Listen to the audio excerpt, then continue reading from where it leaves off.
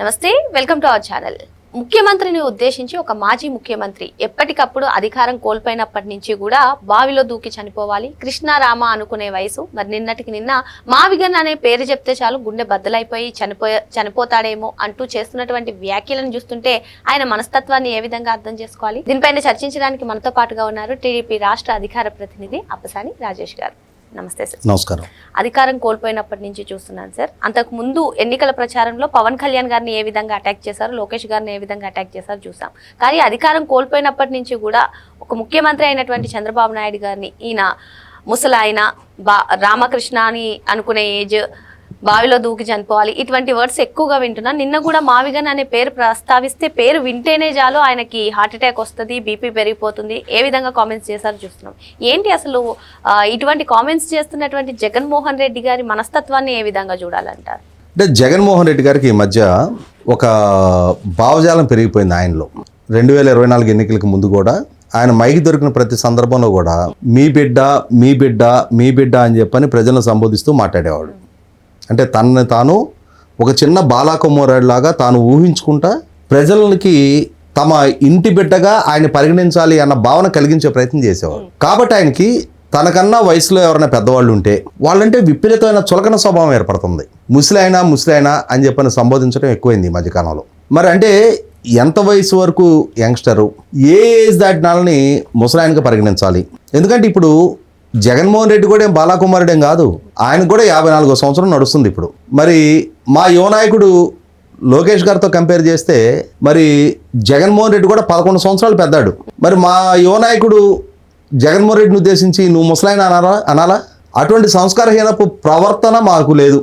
కానీ జగన్మోహన్ రెడ్డి ఒక సంస్కారహీనుడిగా తన సంస్కారాన్ని ఈ విధంగా బయట పెట్టుకుంటా ఉన్నాడు. పోనీ అక్కడ కూడా 76 సంవత్సరాల నిండిన అందరినీ నువ్వు అదే మాట అనగలుగుతున్నావా? చంద్రబాబు నాయుడు గారిని, రామోజీరావు గారిని, ఇటువంటి వాళ్ళ వరకు మాత్రమే ఈ మాటలు వర్తింపజేస్తూ ఉన్నాడు. సాక్షాత్తు నరేంద్ర మోడీ గారు, ఆయన చంద్రబాబు నాయుడు గారు ఇద్దరు సమవయస్కులు.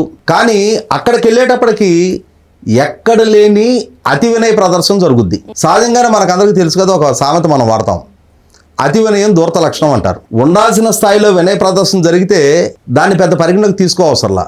కానీ అతి వినయం ఎవడైతే నటిస్తూ ఉంటాడో వీడికి ఏదో బలహీనతలు ఉన్నాయి, ఆ బలహీనతలను కవర్ చేసుకోవడానికి మన దగ్గర ఈ అతి వినయం ప్రదర్శిస్తున్నాడని అర్థం చేసుకోలేనంత అమాయకులు కాదుగా ఇవాళ రాజకీయాల్లో ఆ స్థాయికి ఎమర్జైన నాయకులు. ఇక్కడ గమనించుకోవాల్సింది ఏంటంటే నిన్నటి ప్రెస్ మీట్లో కూడా చంద్రబాబు నాయుడు గారిని ఉద్దేశించి చంద్రబాబు నాయుడు గారిని తన రాజకీయ ప్రత్యర్థిగా జగన్మోహన్ రెడ్డి భావిస్తూ ఉంటే సహజంగా ఏమంటారంటే ఒక సామెత ఉంది, సామెత కూడా కాదు, ఒక పద్యం, సమబలవంతులు సమధనవంతులు సమసుచరితుల మధ్య వరగవలే వియ్యమైన కయ్యమైన అంటారు. చంద్రబాబు నాయుడు గారిని తన సమ ప్రత్యర్థిగా గనక జగన్మోహన్ రెడ్డి భావిస్తుంటే వైసీపీ అధినేతగా, మాజీ ముఖ్యమంత్రిగా, మాజీ ప్రధాన ప్రతిపక్ష నాయకుడిగా జగన్మోహన్ రెడ్డిని సమ ప్రత్యర్థిగానే చంద్రబాబు నాయుడు గారు భావిస్తున్నారు. అదే స్థాయిలో గనక జగన్మోహన్ రెడ్డి కూడా భావన ఉంటే నువ్వేం చేయాలి? ప్రజాస్వామ్యంలో ఆరోగ్యకర పోటీకి సిద్ధపడాలి. ఆయన రాష్ట్ర ముఖ్యమంత్రి, నువ్వు నీ పార్టీ శాసనసభ పక్ష నాయకుడివి, ప్రజల చేత ఎన్నిక కాబట్టి శాసనసభ్యుడివి నువ్వు. మీ శాసనసభ పక్షం 11 మంది ఉండుండొచ్చు, ఆ పార్టీకి అధ్యక్షుడివి, ఆ శాసనసభ పక్షానికి నాయకుడివి.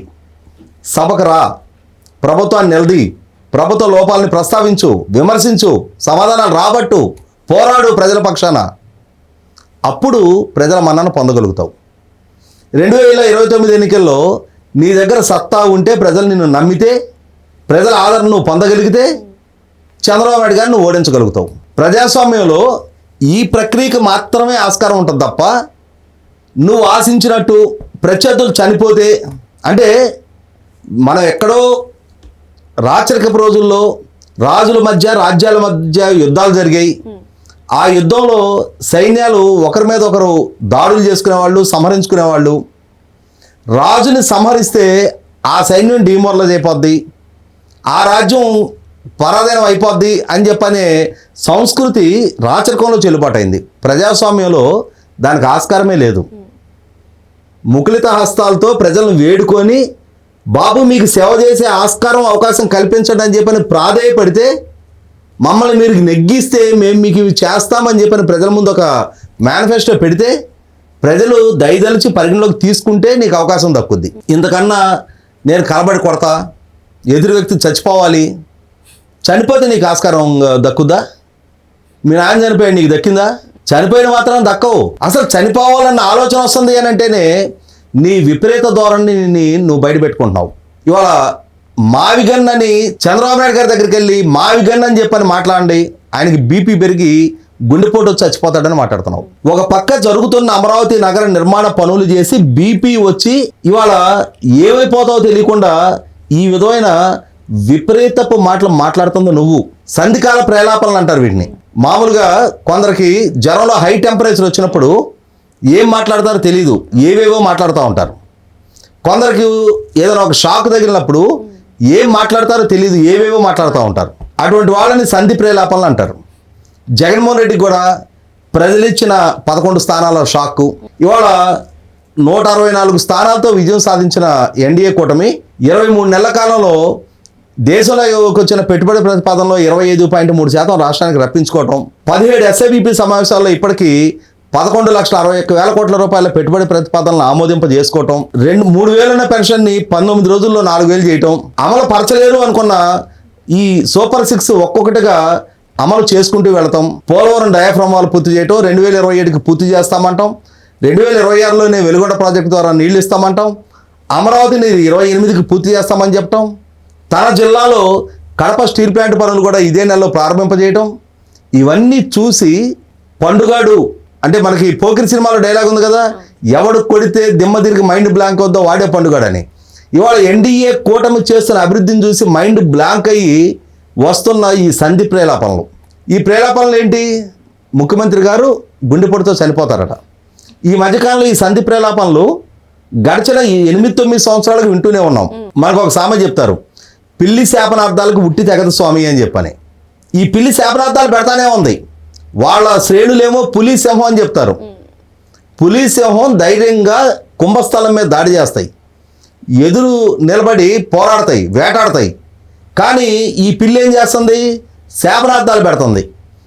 మనం వీధి కుళాయిల దగ్గర తగాదాలు చూస్తుంటాం కదా, మెటికలు ఇరుస్తా, నీ జిమ్మడా, నీ తాడు తెగ, నీ పిటాకుడి పెట్ట, సేమ్ ఇదే రకమైన ఈ శాపనార్థాలు పెడుతున్న జగన్మోహన్ రెడ్డిని చూస్తుంటే నాకైతే ఖచ్చితంగా వాళ్ళ నాయకుల ఎలివేషన్ సంగతేమో కానీ ఇతని మానసిక స్థితి పట్ల, ఇతని సామర్థ్యం పట్ల చాలా అనుమానాలు ఉన్నాయి నాకు. ఈ ఒక్కరోజుకి ఇది పరిమితం కాల. 2014-19 మధ్య నాడు ప్రధాన ప్రతిపక్ష నాయకుడిగా నంద్యాల ఉప ఎన్నిక ప్రచార సందర్భంగా కూడా ముఖ్యమంత్రి గారిని ఉద్దేశించి నడిబజార్లో కాల్చాలి అని చెప్పని బహిరంగ సభ వేదిక నుంచి ఒక స్టేట్మెంట్ ఇచ్చాడు. రాష్ట్ర ముఖ్యమంత్రిని ఉద్దేశించి ఒక ఉన్మాదపు స్టేట్మెంట్. అసెంబ్లీలో చంద్రబాబు నాయుడు గారిని ఉద్దేశించి ప్రసంగిస్తా మహిళలు చెంపకి పెట్టి కొడతారు నిన్ను అన్నాడు.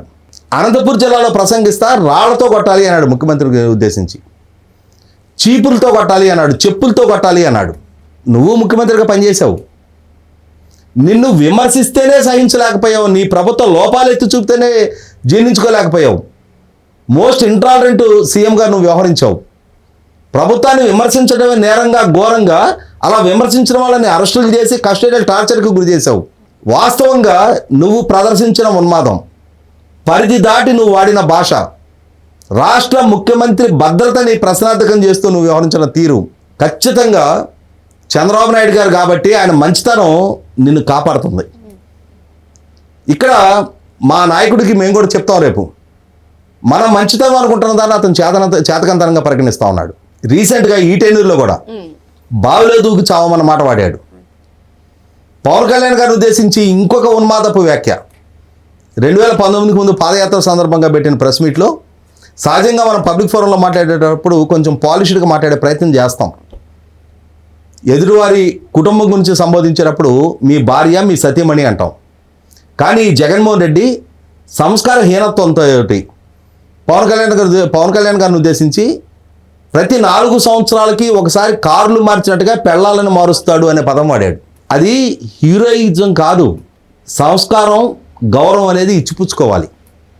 నువ్వు మర్యాద ఇవ్వట్లా, కానీ నీ ప్రత్యర్థులు నీకు మర్యాద ఇస్తున్నారంటే అది వాళ్ళ సంస్కారం. 2019 నాడు ప్రజలు దీన్ని పెద్దగా పరిగణలోకి తీసుకోవాలా. కానీ ఒక్కసారి నువ్వు పాలకుడిగా బాధ్యతలు చేపట్టిన తర్వాత నీ పాలనా వైఖరి ఎలా ఉంది, నీ శ్రేణులు ఏ విధంగా వ్యవహరిస్తూ ఉన్నాయి, నీ పార్టీ, నీ సోషల్ మీడియా ఏ విధంగా వ్యవహరిస్తున్నారు, ఇవన్నీ పరిగణలోకి తీసుకుంటూనే ఉన్నారు. అరే, సొంత చెల్లెలను ఉద్దేశించి ఆమె తన కుమారుడు వివాహానికి చంద్రబాబు నాయుడు గారిని ఆహ్వానించడానికి వెళ్తే బహిరంగ సభ వేదిక మీద నుంచి నా చెల్లెలు పసుపు చీర కట్టుకొని చంద్రబాబుని ఇంప్రెస్ చేయడానికి వెళ్ళింది అనే వ్యాఖ్య చేశాడు. ఏంటి అర్థం? దాని అర్థం మీ తండ్రి సమానుడైన, మీ తండ్రి సమకాలీకుడు, సమవయస్కుడు ఆయన్ని ఆహ్వానించడానికి వెళ్తే ఆయన ఇంప్రెస్ చేయడానికి వెళ్ళిందా నీ చెల్లెలు? ఏ అర్థం స్ఫురించే విధమైన వ్యాఖ్యది నువ్వు? నీకు ఇద్దరు కూతుళ్ళు ఉన్నారు, ఆ చెల్లితో రాఖీ కట్టించుకున్నావు, తోడబుట్టిన అన్నవు నువ్వు. రాజకీయంగా నీతో విభేదించి ఉండొచ్చు నీ చెల్లెలు. ఆస్తుల దగ్గర మీకు ఆమెకు విభేదాలు పొడచూపిస్తే పొడచూపి ఉండొచ్చు, దానికి ఈ విధమైన వ్యాఖ్యలు చేస్తావా? అంటే పదే పదే ప్రతి సందర్భంలో వాళ్ళ శ్రేణులు కూడా చూస్తుంటాం. కార్మూర్ నాగేశ్వరరావు ఉన్నాడు, ఈ మధ్య ఎన్నికల్లో ఓటమి చెందిన తర్వాత వాళ్ళ శ్రేణులతో బహిరంగ సభలో మాట్లాడుతూ ఒక సభలో గుంటూరు నుంచి పైకొన్న తెలుగుదేశం నాయకులందరినీ ఇళ్లలోంచి లాక్కొచ్చి నరికేయాలంట. గుంటూరు నుంచి యువతలకున్న తెలుగుదేశం నాయకులందరినీ దొరికినట్టు ఈడ్చుకొచ్చి కొట్టాలంట. నువ్వు నీ కొడుకు రండి కొడుదురు.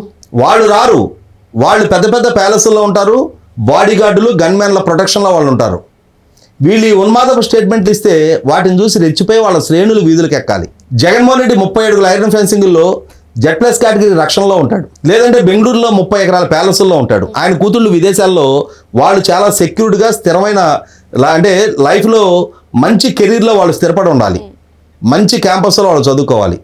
కానీ ఊరాళ్ళు కన్నా బిడ్డలు ఈయన శ్రేణులుగా ఉన్నారు అని చెప్పని, ఈయన అభిమానిస్తున్నారు అని చెప్పని వాళ్ళని రెచ్చగొట్టి వాళ్ళని ఉన్మాదపు చర్యలకు ప్రేరేపిస్తూ ఇటువంటి వాళ్ళు రాజకీయాల్లో అసలు నాయకులుగా ప్రకటించవచ్చా వీళ్ళని? రీసెంట్గా అతని చెల్లంది అన్న పదానికే కళంకం తెచ్చిన వ్యక్తి జగన్మోహన్ రెడ్డి అని చెప్పని. వాళ్ళ తల్లి అంది మేనల్లుడు మేనగోడల ఆస్తులని కాజేసి మోసం చేసిన వ్యక్తి జగన్మోహన్ రెడ్డి అని చెప్పని. జగన్మోహన్ రెడ్డి నైజం గురించి ఇంతకన్నా ప్రత్యక్ష సాక్ష్యం చెప్పాలా?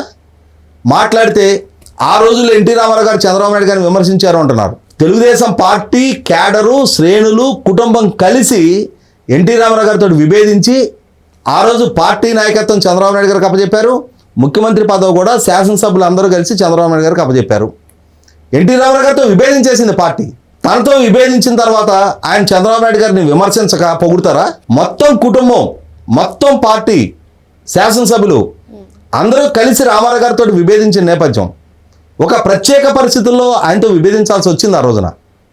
అటువంటిప్పుడు ఆయన నుంచి పొగడత ఆశించలేమే, ఆయన నుంచి విమర్శలే ఆశిస్తాం, ఆయన నుంచి విమర్శలే వస్తాయి. కాబట్టి అటువంటి వైరుధ్యాల సమయంలో ఆయన చేసిన విమర్శల్ని ఈ రోజుకి ప్రస్తావిస్తూ ఉన్నారు. కానీ నీ కోసం పుట్టెడు త్యాగాలు చేసిన నీ తల్లి చెల్లి నువ్వు మోసగాడు అంటున్నారు, కుటుంబ సంబంధాలకు విలువ అంటున్నారు. నీ చిన్నాయన కుమార్తె నీ పాలనా హయాంలో మీ చిన్నాన్న హత్య కేసు విచారణ జరగడానికే వీల్లేదు, నువ్వు ప్రతిబంధకాలు కల్పిస్తున్నావు అని చెప్పని విచారణ వేరే రాష్ట్రానికి సుప్రీంకోర్టు ఆదేశాలతో బదిలీ చేయించుకుంది. నీ కుటుంబంలోనే నువ్వంటే విలువ లేదు, నువ్వు మోసగాడివి అని చెప్పని నీ కుటుంబమే భావిస్తూ ఉంది. అటువంటి నువ్వు వచ్చి వాళ్ళ చంద్రబాబు నాయుడు గారికి వంకలు పెట్టు, చంద్రబాబు నాయుడు గారు అవినీతికి పాల్పడతా ఉన్నాడు. నీ దగ్గర దమ్ముంటే సరుకుంటే రా, అసెంబ్లీకి వచ్చి ప్రస్తావించు, ప్రశ్నించు. నువ్వు అడిగే ప్రతి ప్రశ్నకి సమాధానం వివరణాత్మకంగా, అక్షర రూపంలో వివరణాత్మకంగా లెక్కలతో సహా మేము వివరించి చెప్తాం. అసెంబ్లీకి వచ్చే దమ్ము లేక, పోనీ అందరు మీడియాకి యాక్సెస్ ఇవ్వక, సెలెక్టివ్గా కొద్దిమందిని పిలుచుకొని దాన్నే ప్రెస్ మీట్గా పరిగణించి ఒక వీడియో రూపంలో బయటికి రిలీజ్ చేసి దాని ద్వారా ఇవాళ ప్రభుత్వాన్ని నేను ప్రశ్నిస్తున్నా, విమర్శిస్తున్నా, ప్రతిపక్ష పాత్ర పోషిస్తున్నా అని చెప్పని నిన్ను నువ్వు సమాధానపరచుకోవచ్చు, నీ శ్రేణులు కూడా సమాధాన పడట్లేదు అనేది మొట్టమొదటి రిలీజ్ అవ్వు. మరో అంశంతో మళ్ళీ కలుద్దాం. Thank you sir.